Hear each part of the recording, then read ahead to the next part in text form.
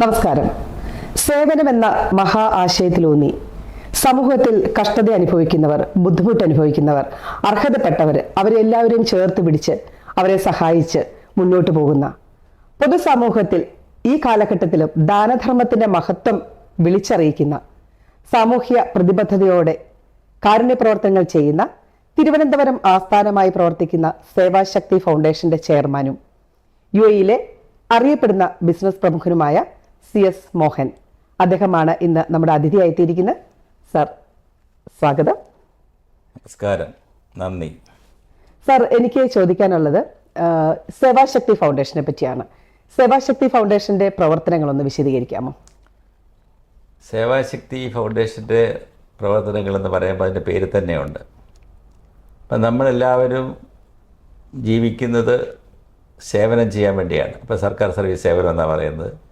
എല്ലായിടത്തും സേവനം കേൾക്കുന്നുണ്ട്. പക്ഷെങ്കിൽ ആ സേവനം യഥാർത്ഥ രൂപത്തിലാകുമ്പോൾ അതൊരു ശക്തിയായിട്ട് മാറും. ആ ശക്തി ആത്മീയ ശക്തിയും ഭൗതിക ശക്തി കൊണ്ട് ചേർന്നതാണ്. അപ്പോൾ ഈ ശക്തി വരണമെങ്കിൽ സേവ ചെയ്യണം. അപ്പോൾ അതുകൊണ്ട് ഒരു മനുഷ്യന് ഏറ്റവും കൂടുതൽ അത്യാവശ്യമുള്ള കാര്യമാണ് സേവ. അതുകൊണ്ട് ശക്തി നേടുക. ആ ശക്തി നേടുന്നതിൻ്റെ അവസാന ഭാഗമാണ് നമ്മളിപ്പം മരണാനന്തരമായിട്ട് നമുക്കെന്താണ് ആത്മീയമായിട്ട് മോക്ഷം കിട്ടണം, അല്ലെങ്കിൽ ഈ വീണ്ടും ഒരു ജന്മം ഉണ്ടാകാതെ ഇങ്ങനെയുള്ള ജന്മത്തിൽ നിന്ന് മോചനം കിട്ടണം. അപ്പോൾ അങ്ങനെയൊക്കെയല്ലേ പറയുന്നത്. അപ്പോൾ അതിന് ഓരോ മതങ്ങളിലും ഓരോ ഭാഗങ്ങളിലും ഓരോ പേര് പറയും. അതിനകത്ത് സ്വർഗം എന്ന് പറയും, മോക്ഷം എന്ന് പറയും, അല്ലെങ്കിൽ സമാധിയാകുക എന്നൊക്കെ പറയും. അപ്പോൾ ഇതൊക്കെ കിട്ടാൻ വേണ്ടി എന്തോ വേണം? സേവ വേണം. അപ്പോൾ സേവ എന്ന് പറയുമ്പോൾ പലതും നമ്മൾ ത്യജിക്കേണ്ടി വരും. അതാണ് വിഷയം. ആ ചില കാര്യങ്ങൾ ത്യജിക്കാൻ വേണ്ടി അല്ലെ വേണ്ടെന്നൊക്കെ ഉപേക്ഷിക്കാൻ വേണ്ടി നമ്മൾ ഒരു ബോധവൽക്കരണം അത് മാത്രമേ നമ്മൾ ചെയ്യുന്നുള്ളൂ. എന്തൊക്കെയാണ് സാർ ഒരു സാമൂഹ്യ സേവനം?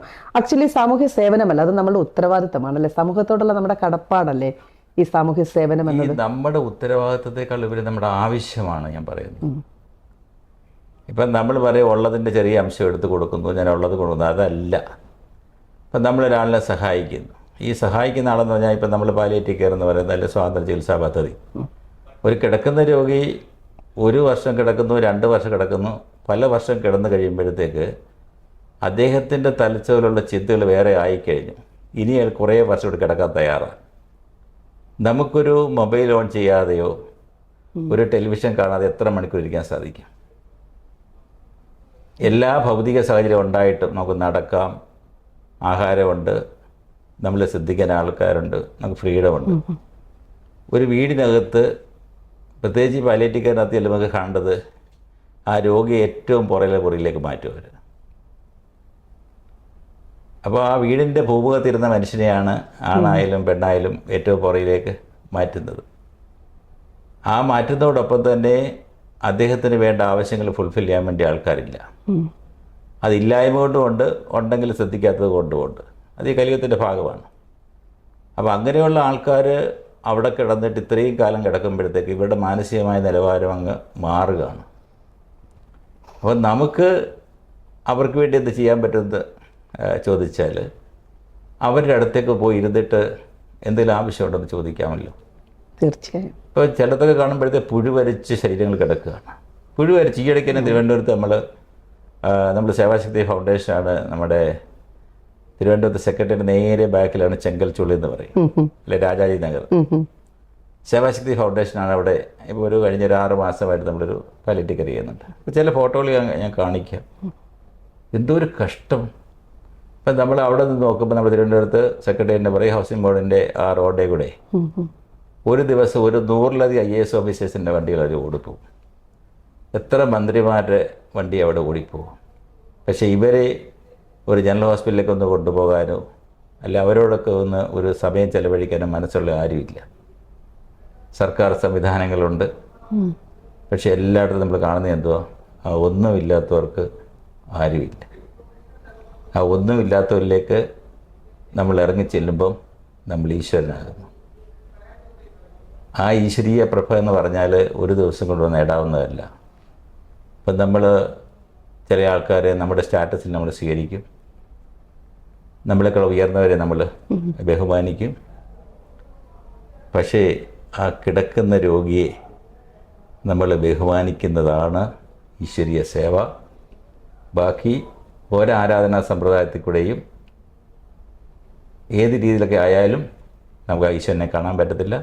പിന്നെ ഈശ്വരനെ കാണാൻ വേണ്ടിയാണ് പ്രാർത്ഥനയും മന്ത്രങ്ങളും നമ്മൾ മതങ്ങൾ അനുഷ്ഠിക്കുന്ന ആചാരങ്ങളൊക്കെ ചെയ്യുന്നത്.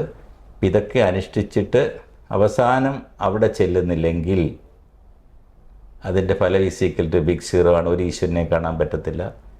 അതാണ് ഈ ആർട്ട് ഓഫ് ലിവിങ്ങിൻ്റെ ഒരു ആചാര്യം തന്നെ പറയുന്നുണ്ട്, സ്മൈൽ, സത്സംഗ്, സാധന ഇതൊക്കെ ചെയ്ത് അവസാനം സേവ ചെയ്യുന്നില്ലെങ്കിൽ ഈ ചെയ്യുന്ന സാധനകളും സത്സംഗങ്ങളും ചിരിയൊക്കെ വെറുതെയാണ്.